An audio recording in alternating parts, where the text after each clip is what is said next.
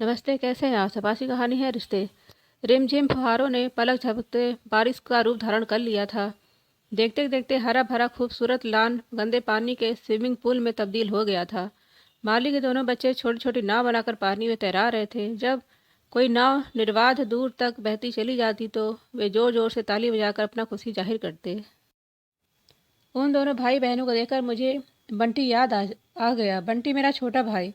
बचपन में हमने भी पापा के कितने ही जरूरी कागजात की ऐसी नाव बनाकर आनंद उठाया था। फिर मिलकर पापा की लताड़ भी सुनी थी, बल्कि चुपचाप सिर झुकाकर खड़े हो जाते। जब थोड़ी बड़ी हुई और शादी ससुराल की बातें सुनती तो भड़क उठती। भला यह भी कोई बात हुई, जहाँ पैदा हुए पले बढ़े इतना प्यार व दुलार व अपनापन पाया, उन सब रिश्तों को एक ही झटके में तोड़कर एक अनजाने आदमी के संग रवाना हो जाओ। मानो लड़की न हुई कोई गठरी हो, जो जवानी आते आते तक इतनी भारी हो गई कि उसका बोझ नहीं उठ रहा है। मम्मी पापा हंसते और कहते, थोड़ी और बड़ी हो जा, फिर बोलना। दूल्हे और शादी के नाम से ही मन में लड्डू फूटने लगेगा। मन में उथल पुथल मचाते ही विचार मन में ही रह गए और मैं अनिल की दुल्हन बनकर इस घर में आ गई।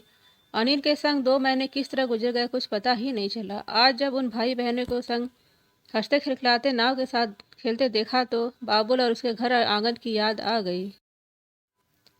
बाहर धीमी हो चुकी फुहार अब मेरी आंखों में समा गई थी और झरझर आंसू के रूप में बरस रही थी। डोरबेल की आवाज़ सुनकर मैंने आंखें पोंछी और मुस्कुराते हुए अनिल के स्वागत में दरवाज़ा खोल दिया। वह धुली धुली मुस्कान जैसे बारिश के बाद असहाय सा सूरज निकला हो। तुम रोई थी?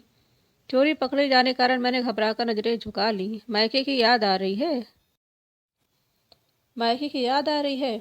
मैं चाय बनाकर लाती हूँ। एक विवाहिता के दिल में उसके मायके की स्मृतियाँ किसी का हस्तक्षेप बर्दाश्त नहीं करती, उसके पति का भी नहीं। फिर मैं तो अभी नई विवाहिता थी। अनिल ऑफिस का कुछ काम कर रहे थे। टीवी ऑफ करके लेटी तो स्मृतियाँ फिर अतीत के गलियारों में खुलासे भरने लगी। काश मैं भी स्मृति होती तो पल में मायके पहुंच जाती। तभी मेरा मोबाइल बज उठा।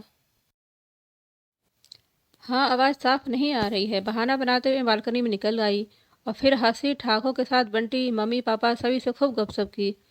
शाम से भारी हो रहा मन अब फूल सा हल्का हो गया था। किसी के मिलन की चाहत में जब उसका कोई फोन आ जाए तो बात करके दिल को कितना सुकून मिलता है, यह कोई उस वक्त मुझसे पूछता। सुबह दोनों की ही आग देर से खुली और बस शुरू हो गई ऑफिस के लिए भागम भाग दौड़। कभी उन्हें एक मोजा नहीं मिल रहा था तो कभी जरूरी फाइलें। मैं नाश्ता की प्लेट लिए आगे पीछे ढोल रही थी। उन्हें रवाना करके धम से आकर लेट गई। उफ, बच्चों की तरह ध्यान रखना पड़ता है। ऐसे आदमी को किसके भरोसे छोड़कर मायके जाऊं। शाम को अनिल ऑफिस से एकदम प्रसन्नचित्त होकर लौटे। लो, मैंने तुम्हारे जाने का इंतजाम कर दिया। मैं 4 दिनों के लिए टूर पर जा रहा हूँ। यहाँ अकेले बोर हो जाओगी, इसलिए तुम्हारा भी मायके का टिकट करा दिया है। सच, पर 4 दिन तुम्हारे बिना? क्यों, क्या मेरी याद आएगी? तुम्हें भी ना दोनों हाथों में लड्डू चाहिए, 24 घंटे जी हजूरी करने वाला गुलाम चाहिए, लोरी सुनाने वाली माँ और दुलार वाले पिताजी, संग खेलने और झगड़ने वाला भाई, सब एक साथ चाहिए, है ना? मम्मी पापा बंटी पुरानी सहेलियां आदि से मिलकर मन खुशी से झूम उठा। सब कुछ वैसा ही था जैसा मैं छोड़ के गई थी, पर फिर भी लगता था कहीं कुछ छूट सा गया है। ऐसा लगता था अपने ही घर में मेहमान हो गई हूँ। क्या खाओगे बेटी, क्या मंगवाएं तुम्हारे लिए? मम्मी, मैं कोई मेहमान नहीं हूँ। अब 4 दिनों के लिए आई है तो मेहमान ही रहेगी। वैसे भी शादी के बाद बेटियाँ मायके में मेहमान हो जाती हैं।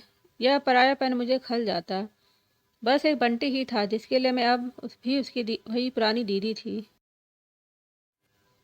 वही पुराना समय फिर से लौट आया। वही खेलना, खाना, झगड़ना, रूठना, मनाना। फर्क था तो बस यह कि पहले हमारे झगड़े में मम्मी पापा बंटी का पक्ष लेते थे और मुझे समझाते थे कि छोटा है, उसके बराबर मत हुआ कर, तू बड़ी हो, बड़प्पन रखो। पर अब ये मेरा पक्ष लेते और बंटी को समझाते। क्या बच्चों की तरह लड़ता है? जानता नहीं वो 4 दिन के लिए आई है और कल चली जाएगी। उस दिन बंटी स्कूल से लौटा तो काफ़ी उदास और परेशान था। मैं कुछ पूछूं इससे पहले ही उसने मुझे कमरे में आने का इशारा किया। क्या बात है, बहुत परेशान हो? दीदी, आप तो जानती हैं स्कूल में यह अंतिम वर्ष है। अगले वर्ष हम सभी दोस्त बिछड़ जाएंगे, सभी अलग अलग फील्ड में चले जाएंगे। हमें शैक्षणिक भ्रमण के लिए मनाली ले जाया जा रहा है।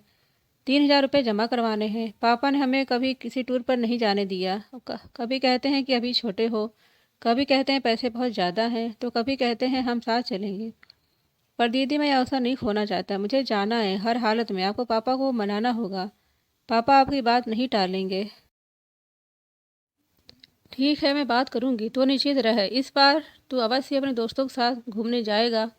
ओह थैंक यू दीदी, मुझे पूरा विश्वास था कि आप मेरी मदद करेंगी। जीत या हार, आशा या निराशा के इन्हीं उमड़ते घुमड़ते बादलों की शाम को बंटी घर पहुंचा और अपनी दीदी को पूरे घर में छान डाला। दीदी कहाँ हो? ओह दीदी कहाँ हो तुम? जहाँ भी छुपी हो बाहर आ जाओ, मैं और इंतजार नहीं कर सकता। क्या है, क्यों चिल्ला रहा है? रसोई में कलछी चलाती माँ ने जोर से पूछा। दीदी कहाँ है? अरे वो अपने घर चली गई, दामाद जी का फ़ोन आया था कि उनकी तबीयत खराब हो गई थी, तो वे दूसरे दिन ही टूर से एक दिन पहले ही घर आ गए। उन्होंने तो तेरी दीदी को बोला था कि वो अपने निश्चित कार्यक्रम के अनुसार ही लौटे, पर तेरी दीदी से रहा नहीं गया, जो भी पहली बस मिली उसी से रवाना हो गई। ओह जीजा जी को भी अभी बीमार होना था और दीदी भी ना पापा से बात करके नहीं जा सकती थी, मेरे लिए जरा भी नहीं रुक सकती थी। क्या शादी बाद लड़कियां इतनी बदल जाती हैं? बरसों पुराने रिश्ते नाते एक झटके में ख़त्म कर देती हैं। यही दीदी शादी से पहले मुझ पर जान छिड़कती थी और अब कल का ब्याह पति ही सब कुछ हो गया है, मैं कुछ भी नहीं। दूध में पड़ी मक्खी की तरह निकाल कर फेंक दिया मुझे। अरे बंटी, मैं तो भूल ही गई, वो तेरे लिए एक लिफाफा छोड़ गई है, तेरे टेबल पर रखा है, जा देख ले, कहते हुए मम्मी फिर रसोई में घुस गई। लिफाफा खोलते ही बंटी की धड़कनें बेकाबू हो रही थी। पता नहीं दीदी ने क्या लिखा होगा, अपनी मजबूरी का जिक्र करते हुए माफ़ी मांगी हुई या और कुछ।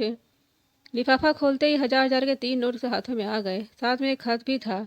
बहुत जल्दी में हूँ बंटी, ये मेरी ओर से तुम्हारे टूर के लिए, अगले महीने तुम्हारा जन्मदिन है, उसका तोहफा समझ लेना, और मैंने पापा से बात कर ली है, तुम टूर पर जा सकते हो।